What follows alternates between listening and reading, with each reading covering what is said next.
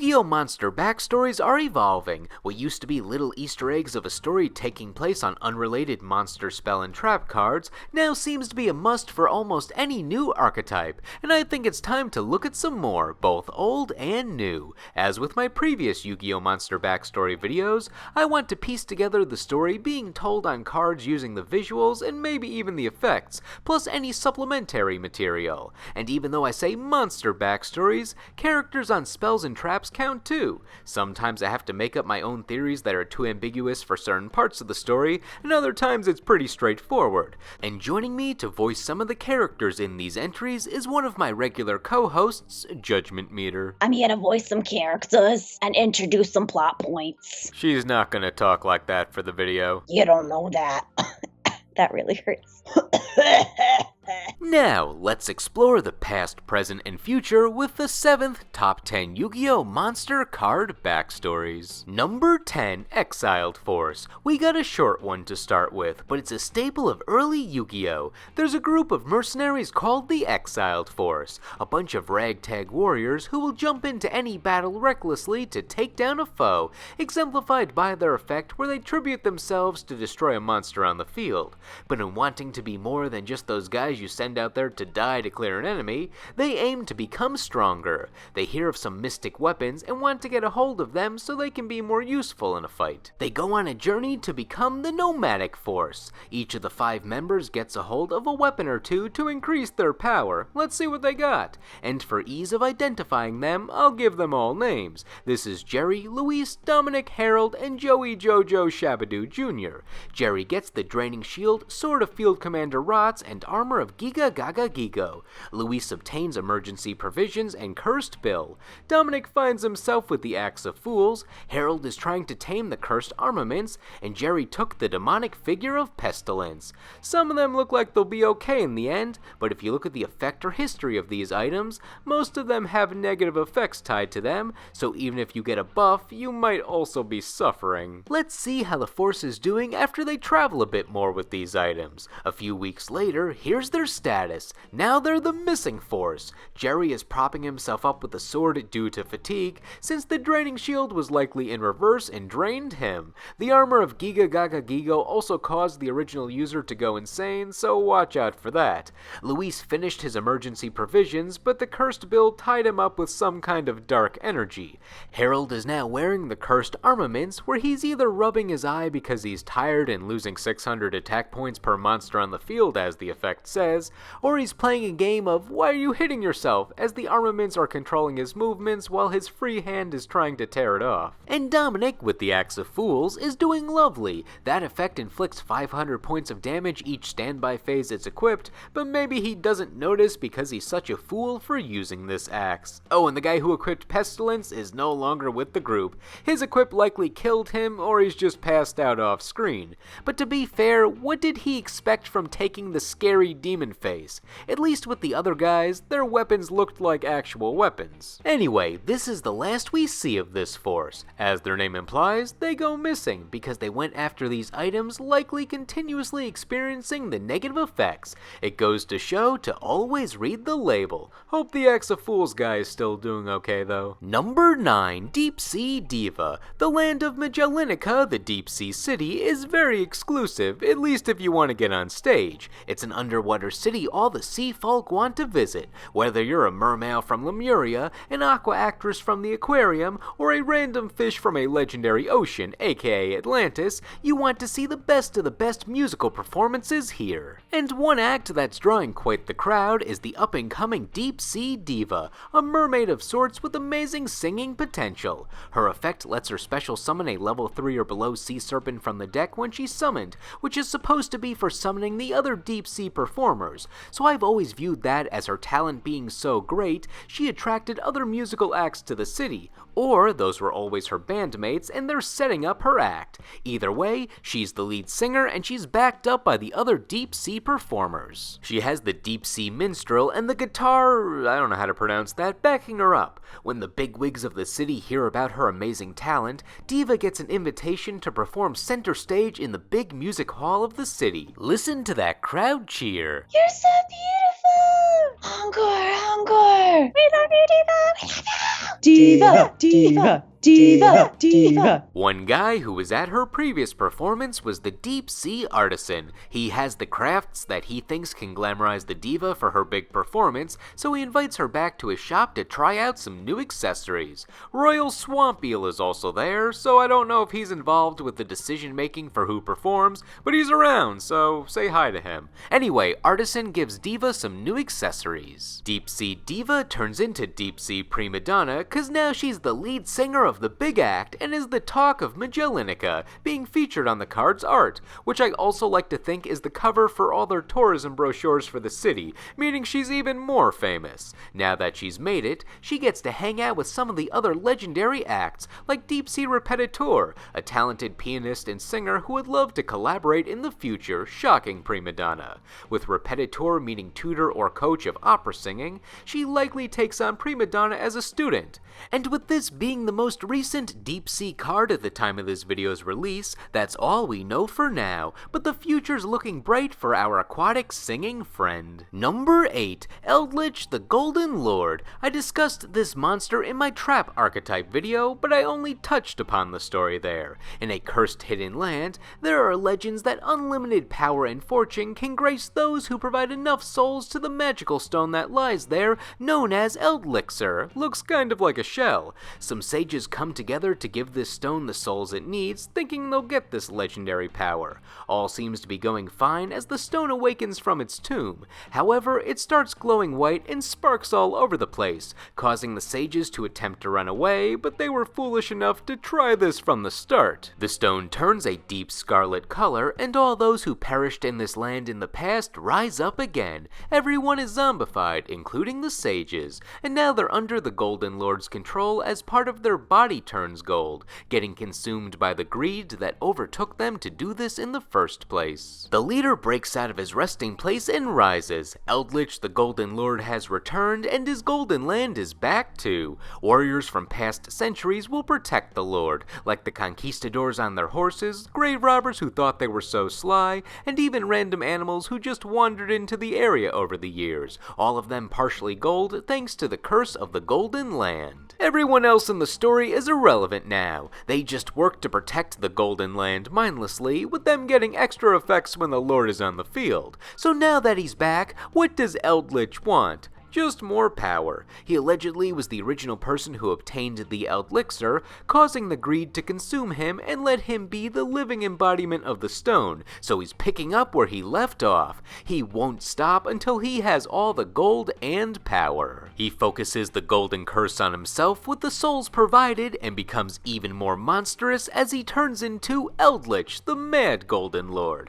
And I guess that's where the story ends. He's just a big monster man now, and he's going to try to conquer the world. How does he do it? I don't know, stomping on things, maybe the giant red scarlet energy in the middle of him? He'll probably go back to being dead again eventually, and then someone else will revive him to restart the cycle. Number 7, Ohime the Manifested Mikanko. The Mikanko are a group of priestesses slash Miko slash combination of Shinto ritualists who work to summon the goddess Ohime so she can grace the land and visit the mortal realm, since that's what she likes to do.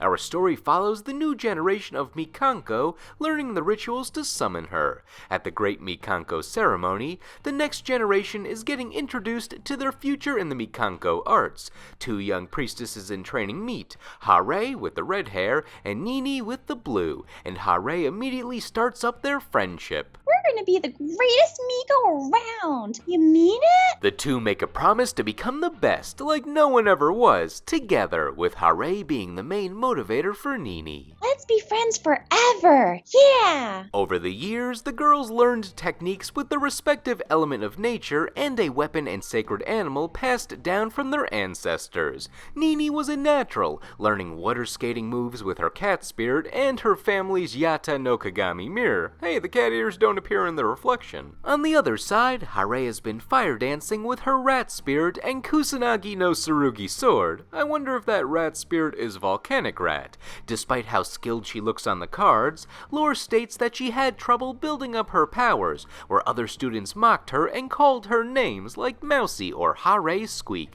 However, Nini was a friend through and through and did not join in on the ridiculing. Still, Hare felt a rivalry brewing, as she had some jealousy towards Nini that she was understanding it more than Hare was. Wow, this stuff is so easy. Easy, my butt. Check out this effing fire dance with the effing sword. Regardless, they remained friends. They had a promise to keep, and we see on Mikanko Kagura, it's time for the ritual to summon Ohime. At the heavenly gate of Mikanko, their fire and water powers collide to summon the goddess. She takes the sword and the mirror, but needs a physical body. Luckily, there's a third Mikanko that snuck in quietly, Hu-li, who is a year younger than the other two Mikanko, but she was at the opening ceremony, just in the background. In fact, my friend and regular co-host Korgian, who also plays Mikanko, pointed out that Hu-li may have also been in the background of Mikanko Promise, watching and admiring the other two from afar, but she was too shy to approach them until later on.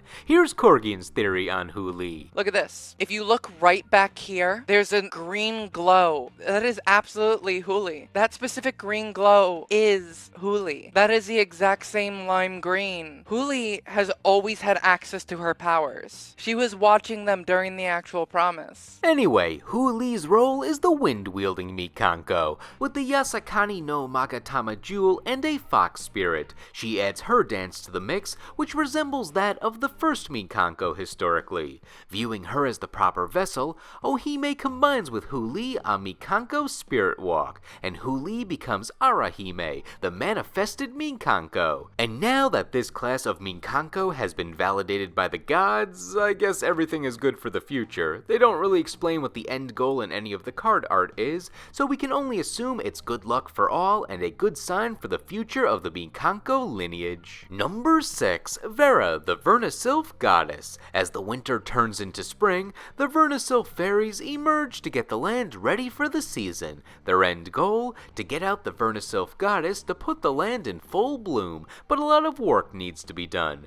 The two fairies tasked with this are Vernisylph of the Flourishing Hills and Vernisylph of the Awakening Forest. To help with the preparations, the fairies choose animals of the forest to give special powers to. The fairies have special halo crowns that turn the animals into more sentient fairy versions of themselves, so they can gather materials needed for the feast of the spring that brings out the goddess. I've got a present for you. It's a halo. Don't worry, it's okay. It's just gonna be really, really bright on your head all the time. It means you're gonna get clothes and stand upright. And you know what? We have a goddess fairy who will take care of you. She takes care of all of us. Not in a cultish way, but in a nice, friendly way. The bunny's like, what the f*** is this? I'm sorry. What on earth is this? Is it to eat? I wish it was to eat. The rabbit takes care of the flowering fields and picks cherries and flowers. The bear heads over to the thawing mountains to gather water, and the duck heads over to the misting seedlings to pull vegetables. Is this kinda sad?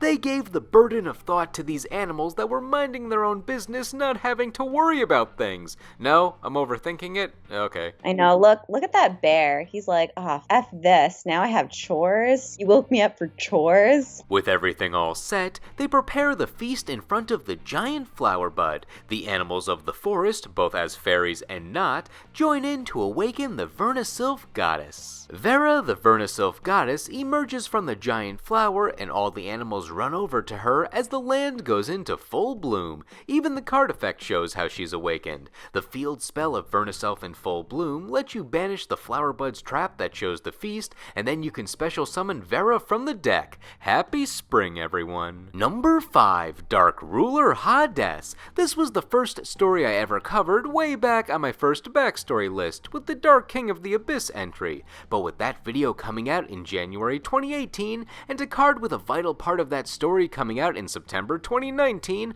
I think it's time to give this story an update. Plus, there's a whole other side to that story that I glossed over originally. There's a guy called Dark King of the Abyss. He's the alleged king of some netherworld. He's got long nails and an extra eye. He's kinda threatening. One day, he gets overthrown by Dark Ruler Hades, which is a pun on Hades, where the des in his name represents the Japanese word desu, which means death. Why does he have a face on his chest? Why does he have a face on his stomach? Why does he have a face on his face? He has too many faces. Why does he have Konami orbs on the side of his head? Because they were horns, and they used to censor any references to the devil on old Yu-Gi-Oh cards. Why? What is he drinking? It's unknown whether or not a fight occurred between them before this demotion, but with a terrifying bark, puppet control powers, soul-crushing grip, and dozens of minions who are willing to die for Hades, Dark King was outclassed from the start. Hades has an army involving Opticlops, Winged Minion, whose Japanese name is Hades's familiar, Dark Resonator for some reason, and he was accepting a sales pitch on Berserk Dragon, just to name a few. It's possible Hades was always the boss, since the Japanese name for the card demotion was demotion punishment, as if he already had authority. But regardless, Dark King was resigned to a lesser part of the Abyss somewhere, where he honed his powers and searched for a way not only to get his spot back, but take down Hades for good. He obtained the Hate Buster and pursued Hades to catch him off guard. The Hate Buster explodes and drains his skill, so Dark King then drains his energy on Soul Drain and exhausts him on Mind Drain, taking a piece of his essence with him. He then drains whatever is left on Skill Prisoner, and Hades is merely a husk of his former self, dying where he stands. Not sure where Dark King got these magics and weapons, but I assume on Tragedy, it looks like he traveled to Earth or somewhere to do something else besides scaring people with weirdly textured hands. But killing a demon already in hell doesn't really do much, so he just comes back to life right there as revived King Hades. Not sure how this happens, but since Plague Spreader Zombie is needed to summon him, it's possible that Zombie was one of his minions and revived him,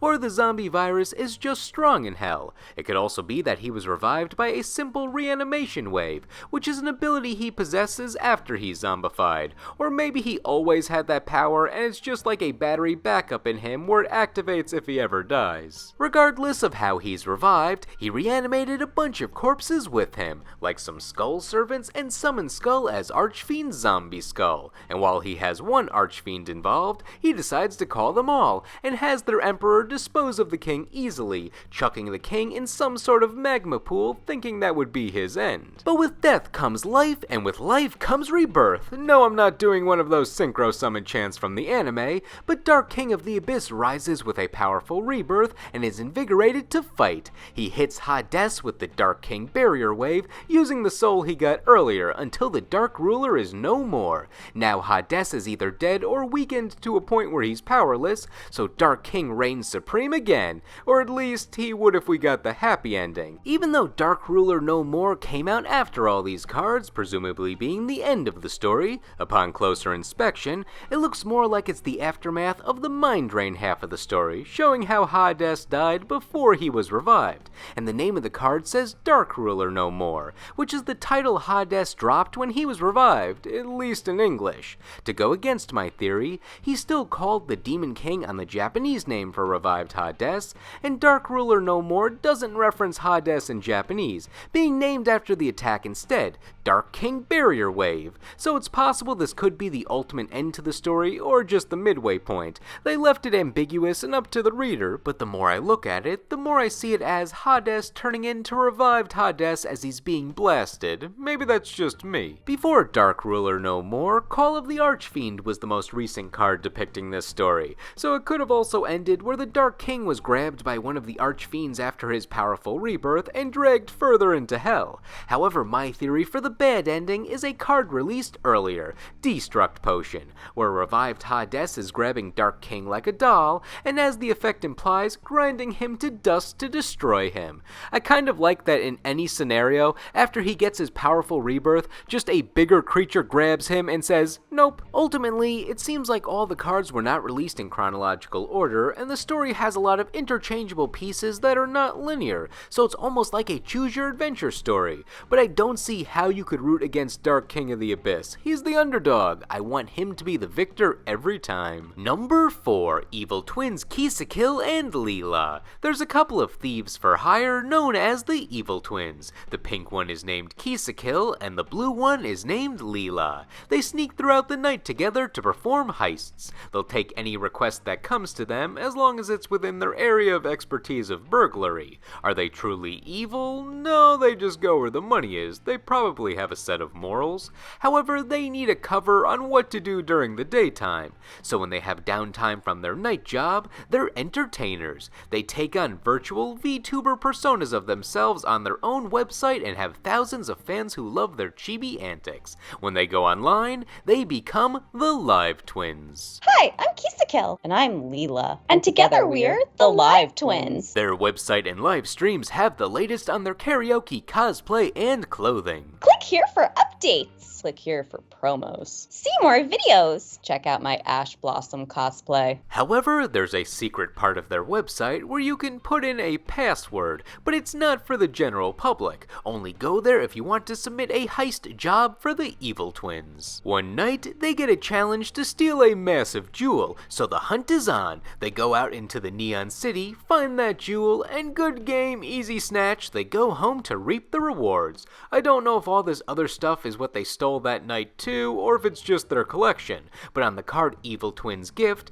you see the haul of items that they've stolen over the years, most likely. All seems to be going great until they get a request to steal what appears to be another jewel. On the card Boo Boo Game, you can see the jewel has already been stolen, and the evil twins are bombarded with taunting cartoony images left by the team that beat them there. The team that stole it were some other evil twins named Trouble Sunny. You can see their triumph as they stand in the middle of the city, giving us context on how popular the Live Twins are looking at them on all the advertisements in the background. The Live Twins are advertising Monster Assortment, which are cookies in the shapes of monsters featuring Zombino and Zombina cookies, who they're cosplaying in the ad. Then they're advertising Nutrient Z here, and they're parodying Rika Glamour, so I'm assuming a fashion ad. And this one just looks like a more overt panty and stocking reference. Also, I love how M Warrior 1 and 2 are advertising Instant Fusion since they make Carbonla Warrior. The next day, on Live Twins Sunny Snitch,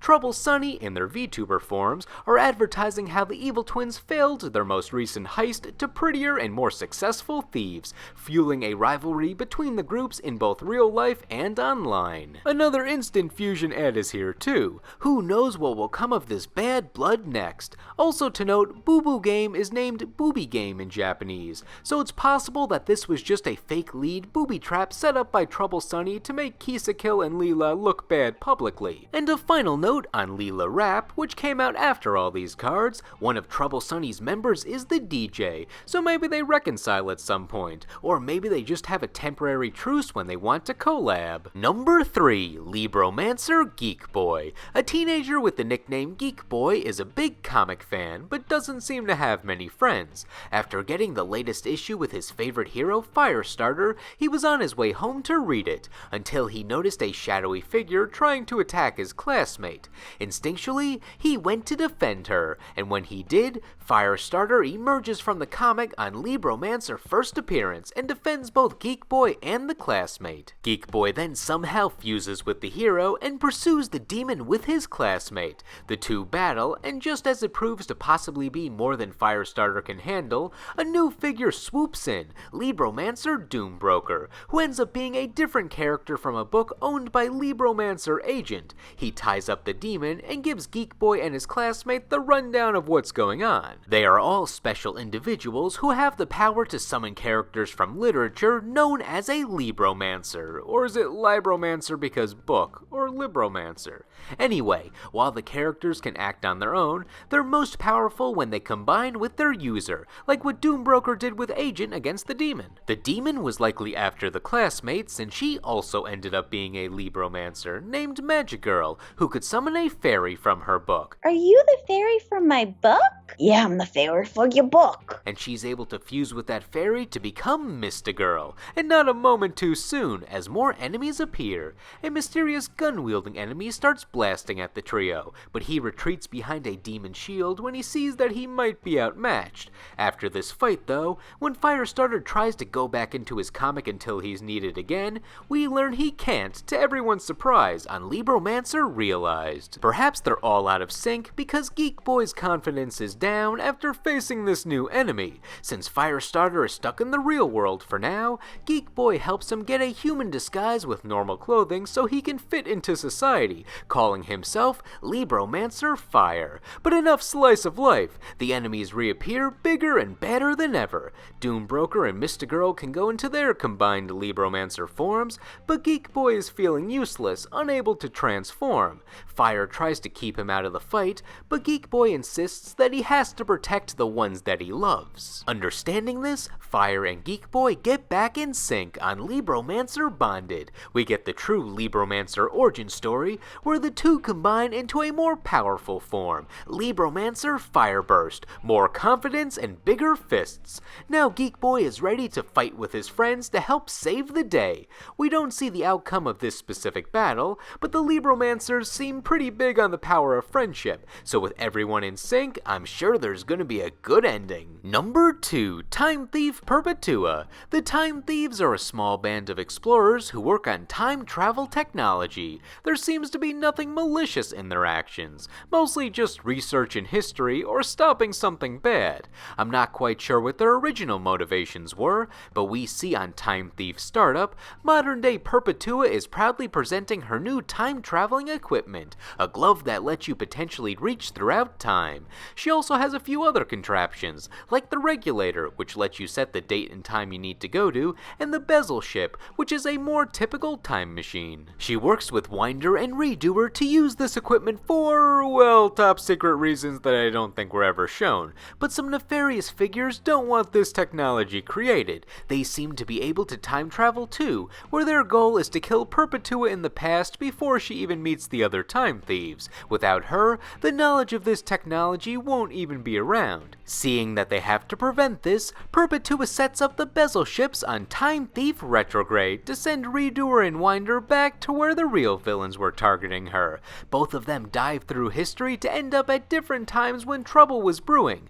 First, the mysterious figures go after Perpetua as a child who was just playing in the park. She was in the sandbox. But Winder rushes in to take her out of harm's way. The mysterious figures eventually leave to go to a different time period when Perpetua was potentially a teenager. But thankfully, Redoer was set to go to that exact time on Time Thief Flyback and takes her to safety. With this being the age Perpetua was smart enough to develop this kind of technology, instead of continuously going back and rescuing her, older Perpetua sets up her younger self to be able to fend off against enemies. She has Redoer deliver the chronocorder to her younger self, which is a device that either lets her directly communicate with her past self, or it's just a recording, but I think it's the former since it was mirroring her modern day movements on Startup. So with this power, she teaches her past self how to make the time glove at a younger age, which gives her the power to avoid time-traveling enemies, I think. I never quite got what the glove was supposed to do, but they make it look like the most vital part of the Time Thief tech package. Regardless, younger Perpetua calls herself Time Thief Adjuster. Getting the hang of building this glove is definitely difficult, but she keeps on trying with the help of her future self. Guys, it's not working. The wires just aren't going in. With weeks of hard work and consulting with herself, Perpetua finally completes the glove years earlier than she was meant to, paving the way for faster time technology. After thousands of hours, it seems that we have finally gotten our time glove to work. But it's good now, and now we can travel through time. Don't F this up, because it's the only one we've got. And I gotta take a nap. With her newfound knowledge, she also creates the Temper Wall, which seems to be a more streamlined version of the Bezel Ship. On Time Thief Power Reserve, we see Perpetua is now able to run from those pursuing her, so despite having enemies on her tail, she's at least prepared for the attack so the modern Time Thieves can stay at work. The mystery remains, though, who are these people against the Time Thieves? While we don't have any confirmation, we see one outside force against them is on S-Force Showdown, so does that mean that there's a potential roadblock deadlock between the Time Thieves and someone involved in number 1.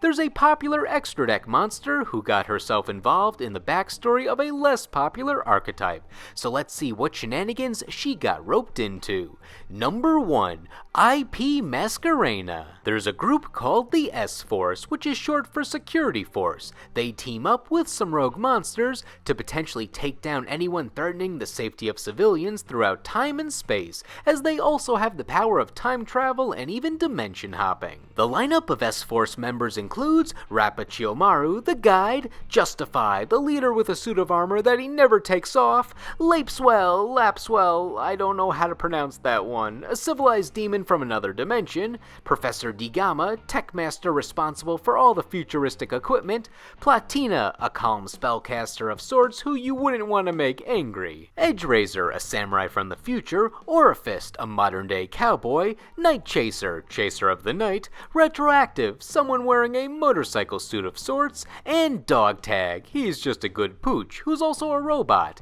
and maybe there's even a few more members that we'll see. At the S-Force Bridgehead, the team discusses their current targets, either for recruitment or pursuit. They each get their assignments. Orifist has to go after Time Thief Redoer, traveling where he shouldn't. Digama is assigned Psy-Frame Driver, whose lore references his fight against the security forces 5 years before the archetype even existed.